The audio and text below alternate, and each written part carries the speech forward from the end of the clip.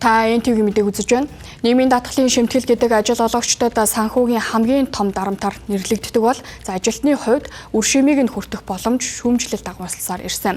За тэгвэл хууль санаагчлагчдын зүгээс хувийн нэмэлт тэтгэврийн тухай хуулийн төслийг боловсруулад байна.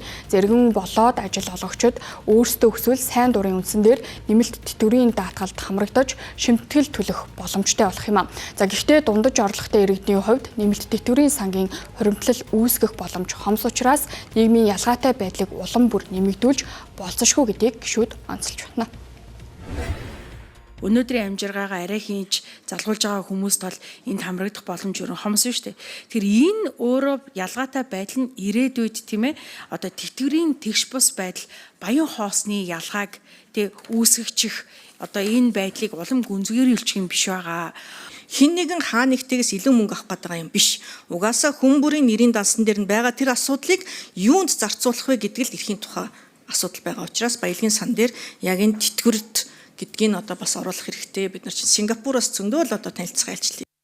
Ажил олгогчийн төлж байгаа дэд хязгаар тавих асуудал бол энэ хуулийн төсөл болон дагаж өргөн мэдүүлсэн хуулийн төсөл дээр бол байхгүй. Нийгмийн даатгалын ерөнхий хуулийн багц хуулийн нэмэлт өөрчлөлтөн дээр тэр агуулга бол тусгаад бид нар тооцоогоо хийгээд бэлдчихсэн байгаа. Яг нь 7% бол safety net амьдралын баталгаат одоо тэр орчин тэрийг хангана.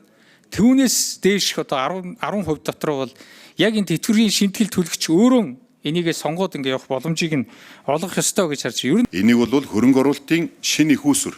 Нөгөө талдаа иргэн одоо тэтгэвэр авагчийн хоёр дахь их үүсвэрээс бас тэтгэвэр авах бололцоог нь бүрдүүлж өгч байгаа маа гэдэг талаас нь харж хийсэн үйл.